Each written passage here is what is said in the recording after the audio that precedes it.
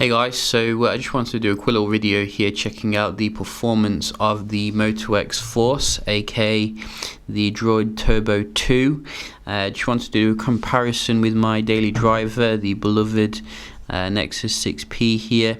Both of them coming at about the same kind of price, and I think basically come with basically the same specs in pretty much every kind of aspect. So I think the only difference obviously is the screen's a little bit smaller on the Moto, and it does run its own little bit customized skin on top of Android Marshmallow. Moto has been very good updating its handsets to latest software, so it's very nice that we are seeing, you can see, very quick boot up here, and just show you the software. So Android 6.0, not the latest security patch level though, like you do get on the the stock stuff here. So I think we're getting February patch level, but maybe Moto can improve that particular component. But how do they compare when it comes to the day-to-day? We can have a look here. I think we are closed down on both of them, and we can just open up some apps here to see both Snapdragon 810 and both 3 gigs of RAM, and I think slightly going towards the 6P, maybe that was about the same.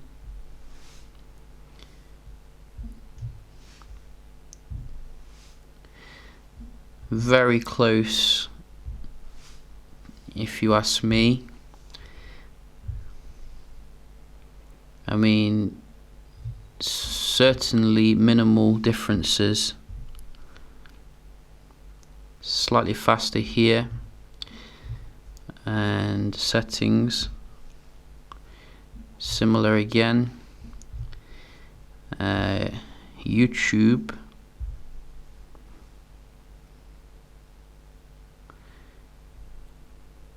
so a little bit faster again on the 6P.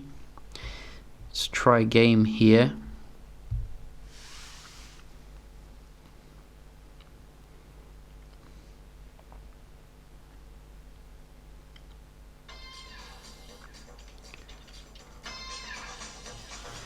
So a little bit faster load on the 6P again. Another one.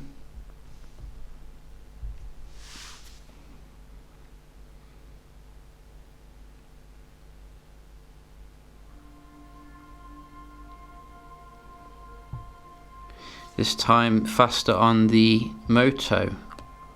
So probably on a per game basis the performance there, but I think generally the 6P was a little bit faster when it came to most apps, and that could be because of slightly more recent Marshmallow that you do get, because I can't really think of any other reason. So we can just have a look at the web browsing here, both connected to 5G Wi-Fi, I think.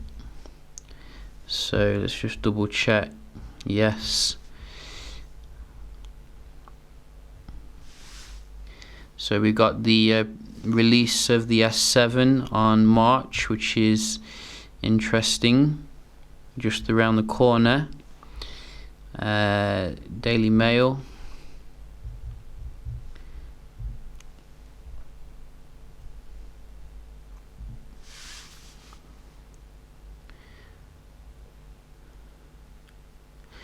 So again, I'm thinking slightly faster on the 6P.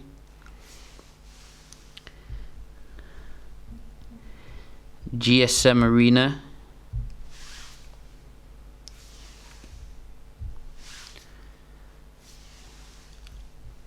Can certainly see a difference in the display technology, with the Moto very coolish versus the warmer kind of Nexus. A little bit faster there on the Moto. Very similar here, I think, when it comes to most things. But again, you know, a little bit faster here to load this link. So generally not a huge difference though, so you know, I wouldn't put that as a massive deal. However, the multitasking is obviously very important here, so we'll just have a look to see if it can handle that without any issues. Getting some nice multitasking off the Moto X style, so I don't expect any difference here. So you can see nice and buttery, no issues with this on both of them. A little bit quicker there on the 6P to come back up, but that is nitpicking, and now the Moto. So not a huge difference here really. Can have a look at the game as well. Game resume. So is this reloaded? It looks like it has. So the 6P is in front because of this, and that's weird. It's doing so well. Lara Croft. So this one's kept in memory, which is strange.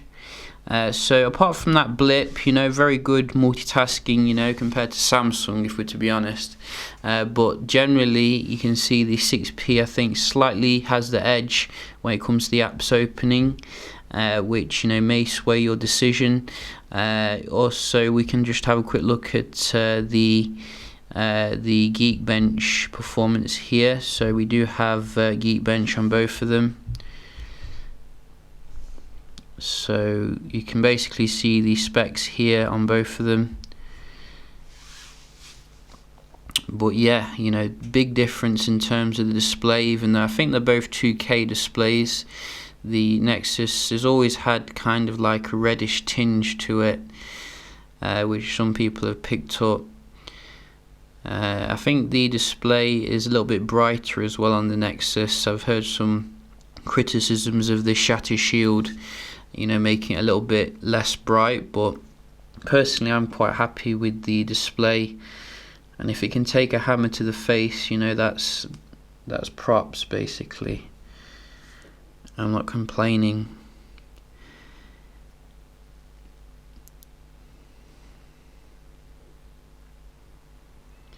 So we do have the 6P finishing first here, which is nice, and we can see slightly higher score there for the single core and the multi-core. So, you know, very identical specs, yet you can see the 6P, probably that software, you know, because it is slightly, you know, Android 6.0.1, but I was expecting a smaller screen here, maybe to go into the favour of the X-Force. So yeah, very interesting results. I think that obviously both of them have very different in terms of the build quality here. Personally, I do prefer the Nexus 6P because it reminds me of the old HC1M7 on a larger scale, but I can definitely see where, you know, some people would prefer the bulletproof well, it's tank proof, isn't it, on the Moto X Force. So yeah, hope you enjoyed the video. I'll be doing some other comparisons with this phone as well, so do stay tuned for that, and I'll see you in the next one. Cheers.